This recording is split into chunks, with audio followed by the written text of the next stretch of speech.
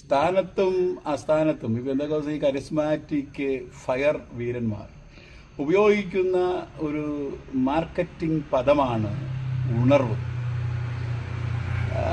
സാധാരണ ഈ കീബോർഡ്, പിന്നെ ഇലക്ട്രിസിറ്റി, പിന്നെ ഈ സൗണ്ട്, പിന്നെ അതേപോലെ ലൈറ്റ്, ഡ്രസ്സിങ്, ഒരന്തരീക്ഷം അറിയാമല്ലോ. ഈ സ്റ്റേജ് പെർഫോമൻസ് ചെയ്യുന്ന റിയാലിറ്റി ഷോ, ഗൾഫ് പ്രോഗ്രാം ഒക്കെ ചെയ്യുന്ന കലാപരിപാടികൾ, സെക്കുലർ മേഖലകളൊക്കെ, ഇതിനൊക്കെ ഇതിനകത്ത് കിടന്നുകൊണ്ട് ജനങ്ങൾ പേരൻ്റെ പാട്ട് കേട്ട് തുള്ളുന്നു, ഇളകുന്നു, ആർഭാദിക്കുന്നു, സച്ചിൻ സിക്സ് അടിക്കുമ്പോൾ. ഈ ഒരു അന്തരീക്ഷത്തിൽ നടക്കുന്ന ഒരു സോളിഷ് മേഖലയിൽ നടക്കുന്ന ഒരു ചലനം, ഇതാണ് ഇവന്മാരി ഉണർവ് എന്ന് ഉപയോഗിക്കുന്നത്. അപ്പോൾ വാസ്തവത്തിൽ ഈ പിന്നെ ഉണർവെന്ന പദം എന്ന് പറഞ്ഞാൽ അസത്യത്തിലിരുന്നും സത്യത്തിലേക്ക്, മരണത്തിലിരുന്നും ജീവനിലേക്ക്, അന്ധതയിലിരുന്നും പ്രകാശത്തിലേക്ക്.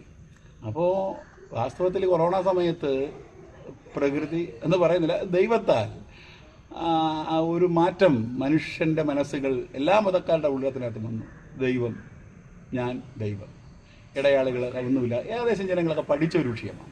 പക്ഷേ പാഠങ്ങളൊക്കെ കിട്ടി ഒന്നും പഠിക്കാത്ത ഒരു 10% പേർ ഇവന്മാരുടെ ഹിപ്നോട്ടിക് വലയത്തിനകത്ത് കിടന്ന് ഉരുളുകയാണ്. അവരുടെ മുമ്പിൽ ഇവന്മാർ എന്ത് പച്ച തറ കാണിച്ചാലും ഇപ്പോൾ ഇതര രാഷ്ട്രീയക്കാരും അവരൊക്കെ എല്ലാം തെളിവ് നമുക്കറിയാം അവരൊക്കെ തെറ്റ് ചെയ്തെന്ന്. എങ്കിലും അവരെ ഫോളോ ചെയ്യുന്ന ഒരു ഗ്രൂപ്പുണ്ട്. അതേപോലെ ഇവരൊക്കെ എന്തൊക്കെ ചെയ്തെന്ന് പറഞ്ഞാലും ഇവരെ ഫോളോ ചെയ്യുന്ന, ഇവരെ പിന്നെ ശരിയെന്ന് പറയുന്ന, ഇവരുടെ കീഴിൽ വീണ്ടും അങ്ങോട്ട് പോകുന്ന ഒരു സമൂഹം 10% അവർ എന്നുമുണ്ട്. കാരണം അവർ പറ്റിക്കപ്പെട്ടവരാണ്, അവരുടെ മനസ്സ് അങ്ങനെ ആയിക്കഴിഞ്ഞു. അപ്പോൾ ഈ കഴിഞ്ഞ ദിവസം ഈ ഹൈദരാബാദിലെ ഈ ക്രിസ് എന്ന് പറയുന്ന ഒരാൾ വന്നു. ഇവിടെ നിന്ന് കുറേ എണ്ണമൊക്കെ അവിടെ ഇമ്പാർട്ടേഷൻ എന്ന് പറയാൻ വേണ്ടി അങ്ങോട്ടൊക്കെ പോയി. ഇത് എന്താണ് ഈ ഇമ്പാർട്ടേഷൻ എന്ന് എനിക്കറിയത്തില്ല. സാധാരണ ഇവിടെയൊക്കെ ഈ പലരൊക്കെ ഈ പാപമല്ല തെറ്റൊക്കെ ചെയ്ത് കഴിഞ്ഞിട്ട് 21, 41 ഇരുന്നിട്ടൊക്കെ ഈ കഴുകിപ്പറക്കി എഴുന്നേൽക്കാറുണ്ട്. അപ്പോൾ അവർ ചിന്ത 21 കഴിയുമ്പോൾ ഈ നമ്മൾ ഈ ക്ഷമ ചോദിക്കാത്തതോ ക്ഷമിച്ചതോ അകത്തുള്ള ഉടായ്പകളോ തന്ത്രങ്ങളോ എല്ലാം കൂടെ കഴുകിപ്പറക്കി എടുക്കുമെന്നാണ്. അതേപോലെ യൗമാർ തലയിൽ കൈവച്ച് ഒന്ന് ഉരുണ്ട് എഴുന്നേൽക്കുമ്പോൾ ഇന്നലത്തെ എല്ലാം തിരുവനന്തപുര ഭാഷ പറഞ്ഞ കഴിച്ചാൽ ഒന്നാകുമെന്നാണ്. നമ്മൾ ഈ സെക്കുലർ ലോകത്തിലൊക്കെ പലരൊക്കെ കോടതിയിലൊക്കെ വിചാരണ നടന്നുകൊണ്ടിരിക്കുകയാണ്. അതിജീവിത, ഇര എന്നൊക്കെ പറഞ്ഞ പല കാര്യമില്ലേ. പലരും ജയിലിനകത്തൊക്കെ നിരപരാധികൾ കിടക്കുന്നു. പക്ഷേ ഈ പുറത്ത് ഈ പല ആത്മീക ആചാര്യന്മാർ, അച്ഛന്മാർ, ബിഷപ്പുമാർ, പാസ്റ്റർമാർ പലരുമൊക്കെ കുറ്റാരോപണത്തിന് വിധേയപ്പെട്ടു കഴിഞ്ഞു. ഇവരെല്ലാം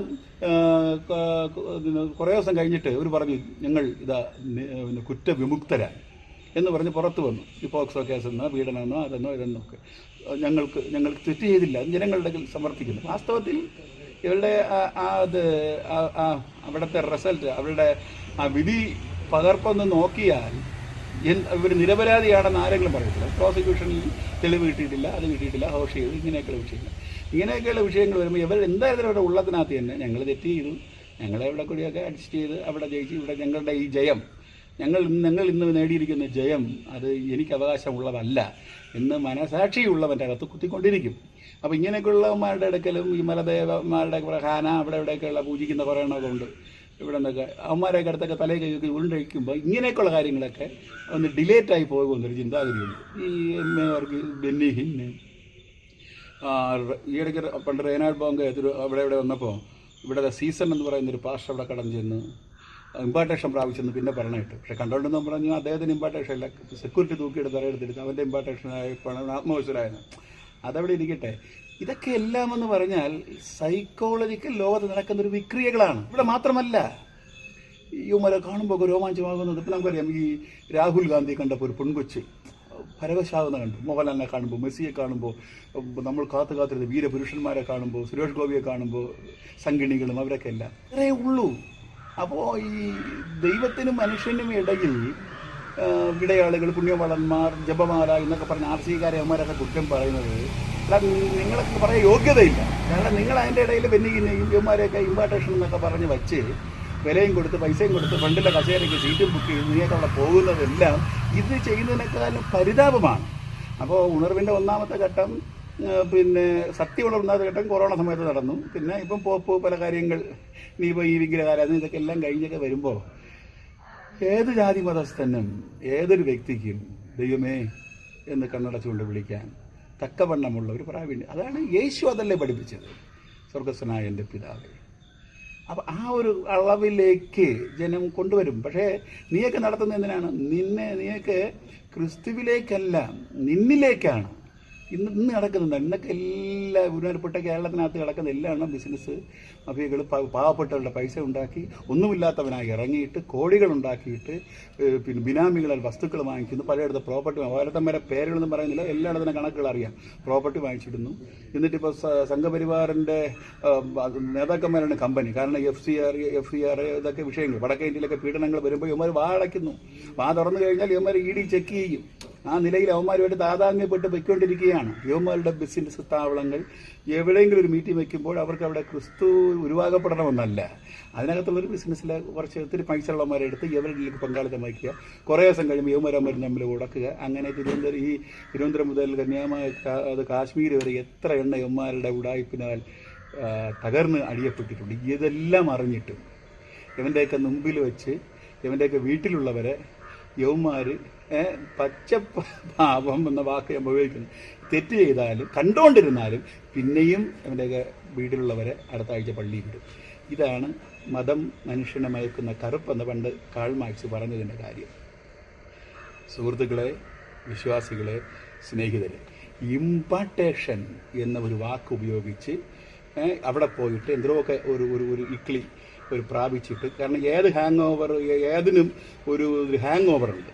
അവിടെ പോയി അവരെ തൊട്ടിയിട്ട് ഒരു മാസം ഒരു ഹാങ് ഓവറും പ്രാപിച്ച് കീബോർഡിൻ്റെ താളം മൃതമൊക്കെ ഇട്ട് അടുത്ത് പാവപ്പെട്ട ചർച്ചിൽ വന്നിട്ടൊക്കെ തള്ളിയിട്ട് വിരൂപമാക്കുന്ന, മാനസിക രോഗികളാക്കുന്ന ഈ അന്തരീക്ഷം വിട്ടൊഴിയുക. പച്ച മനുഷ്യരായി ജീവിക്കുക. പച്ച മനുഷ്യനായി യേശു ഒരു മനുഷ്യനായി ജീവിച്ചു. മനുഷ്യനായി, ഒരു സൂപ്പർമാനായിട്ടല്ല, മനുഷ്യനായി. ഇവൻ്റെയൊക്കെ ഡ്രസ്സുകളും ആഡംബരങ്ങളും ജീവിതങ്ങളും കാറുകളും അവിടെയും ഇവിടെയും ഇവൻ്റെയൊക്കെ തലമുറകളെയും ഇതൊക്കെ ഓരോന്നും വലിയ മാറ്റിക്കുന്നില്ല. കാരണം എന്ന് പറഞ്ഞു കഴിഞ്ഞാൽ പലരും ചോദിക്കാറുണ്ട് ഈ എന്തിനു വിമർശിക്കുന്നത്. കാരണം ഇത് വിമർശിച്ചാലും ഒരു കൂട്ടം പേര് യുവമാരുടെ 10% പേര്, ആ 10% പേരെടുത്ത് ഞാൻ പറയുന്നു, ഈ തലമുറ കൊണ്ട് നിങ്ങൾ അവസാനിക്കും. അടുത്ത ഒരു ഉണർവ്, കൊറോണ സമയത്ത് ഉണർവ് വന്നു. പോപ്പ് ഇങ്ങനെയൊക്കെയുള്ള നല്ല വിവരമുള്ള അധ്യക്ഷന്മാർ ചില കാര്യങ്ങൾ അവരിലൂടെ ദൈവം സംസാരിച്ചു കൊണ്ടിരിക്കുന്നു.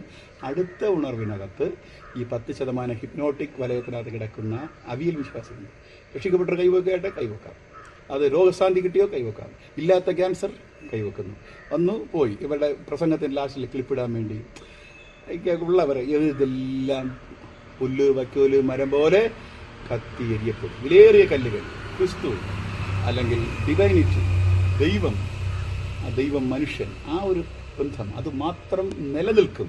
ഇതെല്ലാം പോകും. പിന്നെ ദൈവഹിതമില്ലാതെ അന്യായമായി ഈ പേര് പറഞ്ഞ് ഉണ്ടാക്കിയ പൈസ ഒന്നും നിനക്ക് നിലനിൽക്കത്തില്ല, നിന്റെ തലമുറകൾക്ക് നിലനിൽക്കത്തില്ല. അതുകൊണ്ട് ഏകദേശം കാര്യങ്ങളൊക്കെ നിങ്ങൾ പ്രകൃതി ഞാൻ പറഞ്ഞതിനേക്കാൾ അപ്പുറം കാര്യങ്ങൾ നിങ്ങൾക്കറിയാം.